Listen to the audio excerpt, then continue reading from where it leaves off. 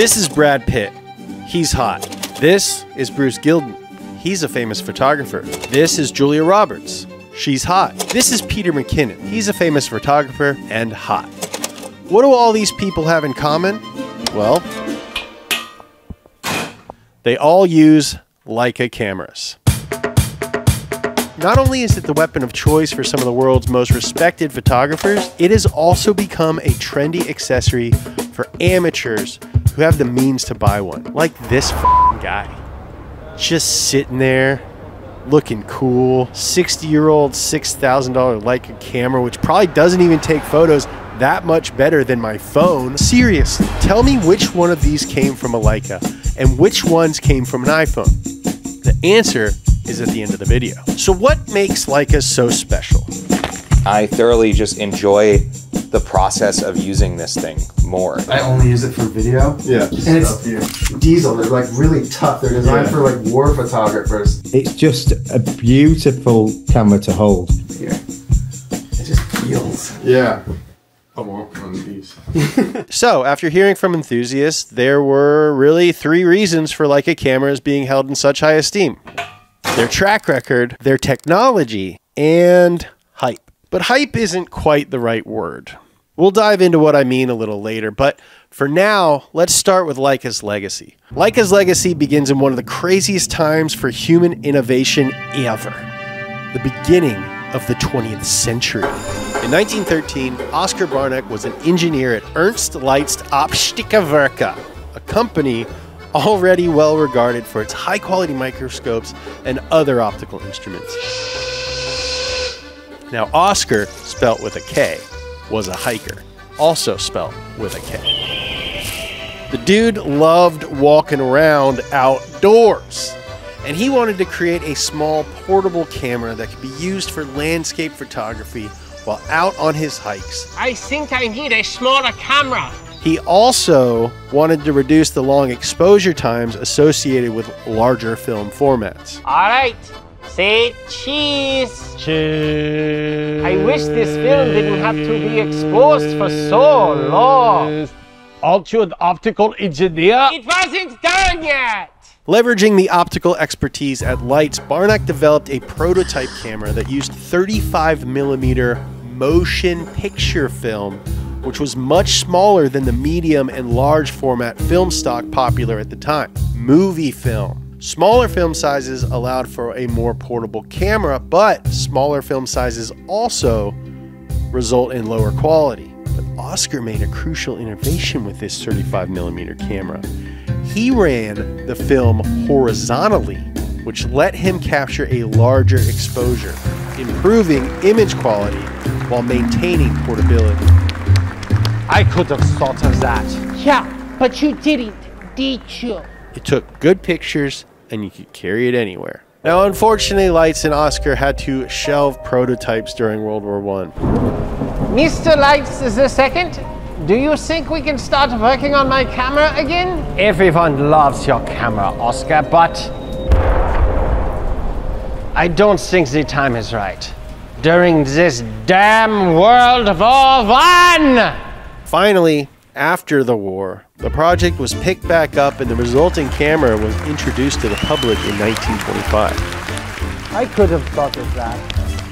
I was busy fighting the war. Always the war with you. I did some very, very bad things. Lame. The Leica 1 was revolutionary and allowed photographers to take spontaneous photos in a way that wasn't possible with larger studio-bound cameras. Leica's early success was not just due to the camera's portability, but also because of the superior lenses that the Leitz company produced. These guys are good at making glass, and they made the 35mm format not only viable, but downright desirable.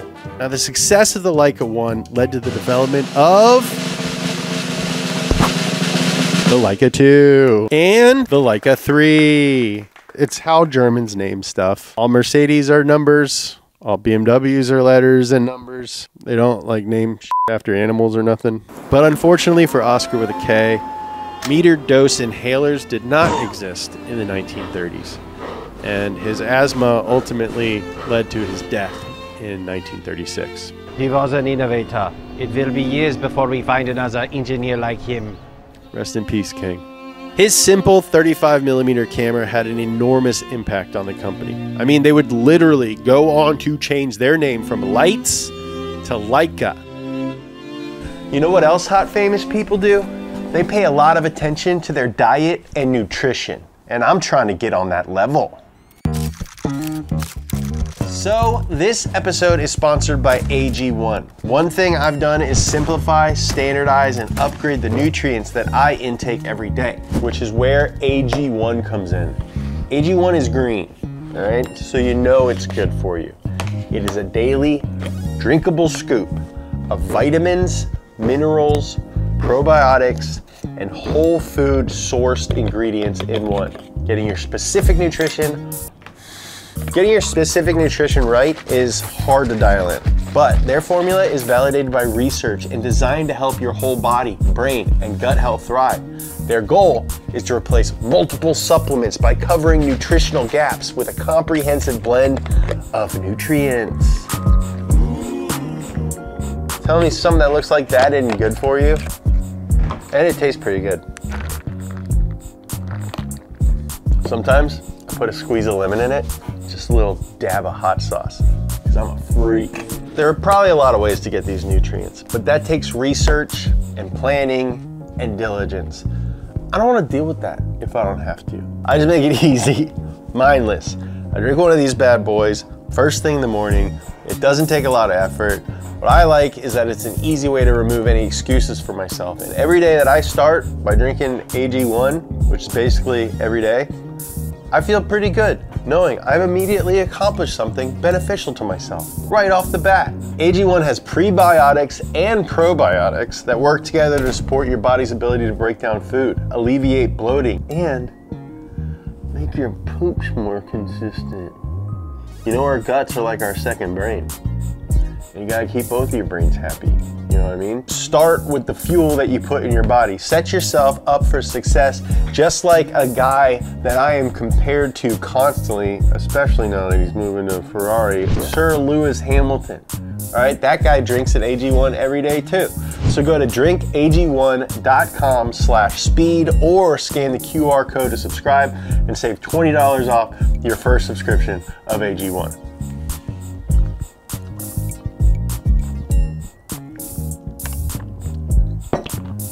It tastes exactly like you want something that looks like that to taste. Like, healthy enough, you know? It's great. Should I go Leica now? Am I hot enough for a Leica now? Shortly after Oscar with a K's death, like every German brand I've ever talked about, things got interesting in World War II. On September 1st, 1939, Hitler unleashed his blitzkrieg. During the Second World War, Ernst Leitz II took an enormous risk by helping Jewish employees and their families escape Nazi Germany. Basically, the company would hire Jewish employees and transfer them to other locations outside of Germany for their job. He thought that what the Nazis were doing to the Jews was wrong, and he tried to make amends that way. They risked their lives to save hundreds of others. Very few people knew about Ernst Leitz II's actions. In fact, his motto was do good, but don't talk about it. That's sick. Dude's a legitimate hero. No stretch. 100% definitive by definition. During the Second World War, the portability and reliability of the Leica 1 and 2 made them extremely popular for photojournalists. Some of the most famous photographs from the time were captured through the lens of a Leica. So companies like Canon, Nikon, and Asahi, which would later become Pentax, were all making their own versions of the Leica, but they were selling their models for much, much cheaper. Leica was on the ropes. Leica needed an innovation. He was an innovator. It will be years before we find another engineer like him. My name is Willy Keiner. Does anyone know where I can get a job being an innovative engineer building cameras? Yeah, I do. Sounds good. Cheers, legend. Willi Keiner had joined Leica the same year as Oscar with a K Barnack's death. Coincidence? No such thing. Follow the money. After several years working alongside Leitz II, Willi Keiner led the charge on developing one of Leica's most influential, innovative, and celebrated cameras of all time, the Leica M3. The craftsmanship was, look at it. These things were freaking tanks. There are tons of used M3s available today in perfect working condition, not because they've been babied and meticulously preserved, because the M3 is practically bulletproof. The camera, not the car. Very important to remember. The camera introduced the M-mount lens system. Now, instead of screwing the lens on, the M-mount uses a bayonet system that made lens swapping faster and easier, which was important to both photojournalists and street photographers. Now, even though Leica wasn't the first to release a bayonet design, they were one of the first adopters, and they built such a solid system that they still use the exact same lens mount on their cameras to this day. That is a 70-year-long run and counting. Canon has updated their lens mount like 5 times in the same period. Oh my God, bro. And the most innovative part of all, the M3 was the first camera with a parallax-corrected viewfinder with an integrated rangefinder. James, what is that, you might ask? Well, this is where it's worth taking a break from the history of Leica to dive into the technology of Leica. At the time of the M3's release, in order to frame up your shot, most portable cameras used what's called a direct viewfinder, which is just a lens mounted directly inside the camera's body. This uses a direct viewfinder. You find me? Now, because you aren't seeing through the camera's actual lens, there are a few problems with direct viewfinder. First, you can't easily know when a subject is in focus. The second problem is that you only see an approximation of the final framing. While direct viewfinders have built-in frame lines to help better approximate the framing of various lenses, it's never 100% accurate. While far and medium distance subjects frame pretty accurately, the closer a subject gets to the camera, the bigger the discrepancy becomes between what the viewfinder sees and what the main lens actually captures. But the M3 solves both of these problems. First, it solves the focus problem by integrating a rangefinder directly into the camera. It does this by having a second window and a mirror on the other side of the camera. The light coming through the second window reflects a second image onto the viewfinder. Using a prism, the two images are overlaid in a center circle. As you focus the lens, a cam near the lens tilts the mirror and aligns the parts of the image that are in focus. As for the inaccurate framing problem, the M3's frame lines are also controlled by the focusing cam. So, as you focus on a closer subject, the frame lines move to adjust for the parallax, giving you a much better approximation. Old cameras are both simpler, but also way more complicated than I would have ever thought before we started making this video. The M3 was everything that Oscar with a K Barnack had set out to make with the Leica 1. Perfected. Although Leica would go on to evolve the M3 into the M4, the controversial M5, and one of the most beloved cameras of all time, the M6, the revolutionary M3 would in many ways signal the beginning of the end for Leica's dominance. In 1956, 2 years after the release of the Leica M3, Ernst Leitz II passed away at 81 years old. His son, Gunter, would take over, and he would face a much more competitive and dynamic market than his father or grandfather had. Man, I hope the camera market doesn't go through some radical change that would endanger the future and success of my family's camera empire that I just inherited. Gunther and other leadership at Leica were about to make a huge mistake. On December 21st, 1957, Walter Benzer, an advisor to Leica, would write a letter to Gunter Leitz, warning about a technology that was changing the entire market. The single lens reflex, aka the SLR. Fudge! Now, you've probably heard the phrase SLR, but in case you don't know what that means, in an SLR, light enters the lens and is then reflected by a large mirror up through a prism and then into your eyeball, letting you see exactly what the lens sees. When you snap the shutter release button, the mirror flips up and the shutter activates, exposing the film. Those focusing and framing problems that Leica had fixed with the M3's rangefinder and viewfinder combo were just as easily fixed with the single lens reflex's design, but they still believed that their rangefinder technology was superior. German guys thinking something superior? Never heard of that before. So why did Leica believe that their rangefinder cameras were so much better than everything else? Well, because honestly, legitimately, they kind of were. On an SLR, since you have to fit a giant mirror mechanism in between the lens and the film, you end up with a longer flange distance. And because the light has to travel further, you end up with more distortions, more vignetting, more chromatic aberration. All things that you don't want in photographs, unless you're a moody little f***. Leica was an optics company. They knew that the shorter flange distance would result in better images. Also, a change in flange distance would make any lens designed for a rangefinder camera incompatible. And a lot of people had bought Leica lenses, and they were nervous that people were going to get mad at them if they were like, hey, thanks for buying all those lenses. They're not going to work with your new camera. You know, the thing Apple's done 7 times with their cords. We all got mad. Tim Apple, you f***ing...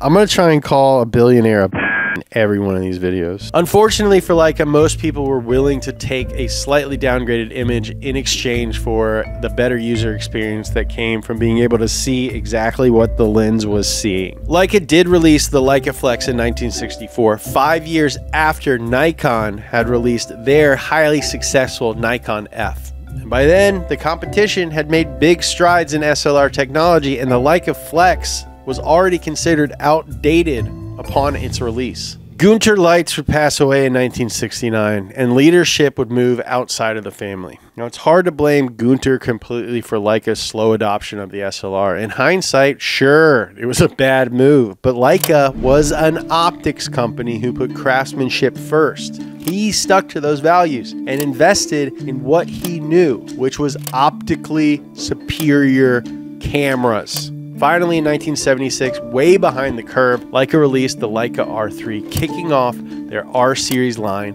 of SLRs. As always, Leica lenses and the build quality of the camera bodies were praised, but with the competition releasing new and innovative features every year, Leica was always at the back of the pack well into the 90s. Alright, so let's recap. Oscar with a K introduces his innovative camera, and Leica leads the charge of the 35mm revolution. Then they released the M3, once again an innovation for rangefinder cameras. Then there was the SLR revolution. They miss a step. That's okay, because it's the turn of the century and there's another revolution coming, baby. The dance revolution. But for cameras, the digital revolution. And we are calling it iPhone. Rockwell Automation's retro encabulator. And what about this internet thing? Do you know anything about that? Sure. Leica had learned their lesson.